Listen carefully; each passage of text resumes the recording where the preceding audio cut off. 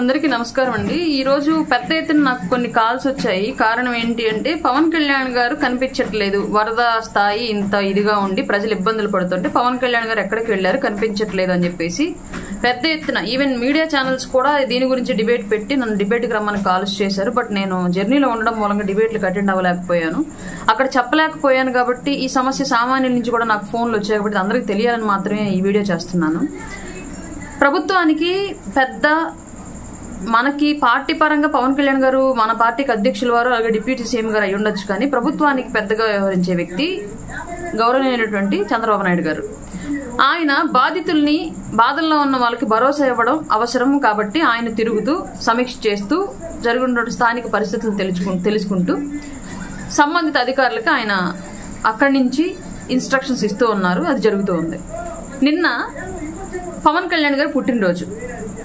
పవన్ కళ్యాణ్ గారు నేను నిజంగా పార్టీ ఆఫీసులో అందుబాటులో ఉంటే, ప్రజల దగ్గర కనుక వెళ్లి ఉంటే, మాకు నిన్న కాన్ఫరెన్స్ కాల్ జరిగింది. లిటరల్ గా మాకు కాన్ఫరెన్స్ కాల్ జరిగింది. పెద్ద ఎత్తున బర్త్డే సెలబ్రేషన్స్ అనేవి పక్కన పెట్టి కంప్లీట్ గా అందుబాటులో ఉన్న ప్రతి కార్యకర్త, వీర మహిళ నాయకులు అందరూ కూడా వరద ప్రభావిత ప్రాంతాల్లో సహాయక చర్యల్లో పాల్గొనండి, అక్కడ ఉన్నటువంటి బాధితులకు ఏం కావాలో అవి మీ శక్తి కొలది మీరు చేయండి, మీ దగ్గర స్తోమత లేని పక్షంలో వేరే వాళ్ళ సపోర్ట్ తీసుకోండి, పార్టీ ఆఫీస్ నుంచి అయినా సరే సపోర్ట్ తీసుకుని వాళ్ళకి సహాయ సహకారాలు చేయండి అని చెప్పేసి క్లియర్ గా మాకు ఇచ్చిన ఇన్స్ట్రక్షన్స్.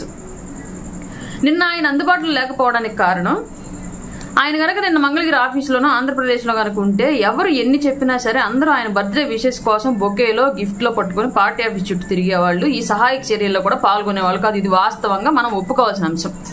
ఆయన జనాల్లోకి వెళ్ళున్నా సరే అక్కడ కూడా బర్త్డే కాబట్టి బాధితుల బాధను పట్టించుకోకుండా అక్కడ కూడా అత్యుత్సాహం ప్రదర్శించి బాబులకే బాబు కళ్యాణ్ బాబునో, జై జనసేననో, జై పవర్ స్టార్ అనో స్లోగన్స్ మొదలు పెడతారు పిల్లలు, చిన్న స్థాయి పిల్లలు. దాన్ని మనం ఆపలేం, ఆయన కూడా ఆపలేరు.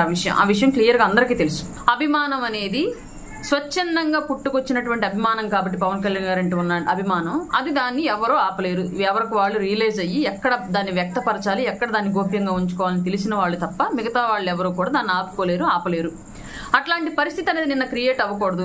ఆయన ప్రజల్లోకి వెళ్తే మళ్ళీ ఒక 10 మంది సిబ్బందికి ఈయన సెక్యూరిటీ అనేది భారంగా మారి అక్కడ ఎన్డీఆర్ఎఫ్ బృందాలతో పాటు సహాయ కార్యక్రమాల్లో పాల్గొనాల్సిన వాళ్ళు మళ్ళీ ఈయనకి అటాచ్ అయిపోయి పని తగ్గకూడదన్న కాన్సెప్ట్ తోటి నిన్న ఆయన మీడియా ముందు కానివ్వండి, ప్రజల్లో కానివ్వండి లేరు. కానీ నిరంతరం ఆయన శాఖలకు సంబంధించినటువంటి అధికారులతోటి, ఇక్కడ వరద సహాయ కార్యక్రమాల్లో పాల్గొంటున్నటువంటి అధికారులతోటి కాంటాక్ట్ లో ఉన్నారు, సమీక్షలు జరుపుతున్నారు. ఏం కావాలో ప్రభుత్వం నుంచి నిరంతరం ఆయన పర్యవేక్షిస్తూ అక్కడికి సహాయ సహకారాలు అందిస్తున్నారు. అందులో భాగంగానే ముఖ్యమంత్రి గారి యొక్క కష్టము, ఉప ముఖ్యమంత్రి గారి యొక్క సహకారంతోనే నిన్న ఇంత వరదలు జరుగుతున్నప్పటికీ కూడా ప్రాణ నష్టం వరదల వల్ల జరగల. కొండ చర్యలు కూలిపడి జరిగినటువంటి ప్రాణ నష్టం తప్ప వరదల వల్ల ఎక్కడ ప్రాణ నష్టం జరగల. పెద్ద ఎత్తున సహాయ సహకార కార్యక్రమాలు జరుగుతున్నాయి.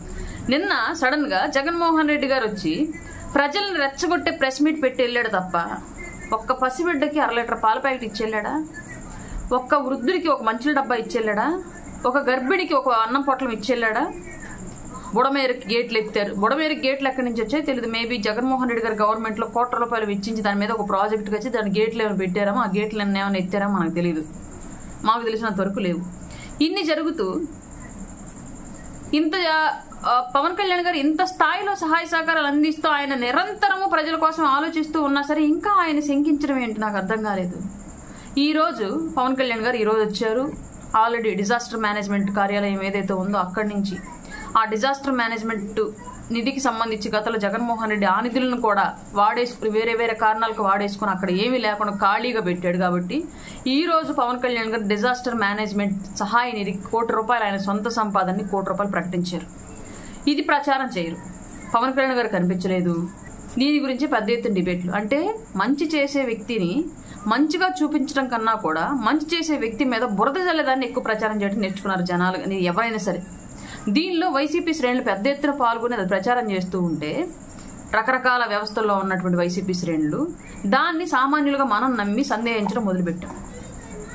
పవన్ కళ్యాణ్ గారిని నమ్మండి, సందేహించకండి.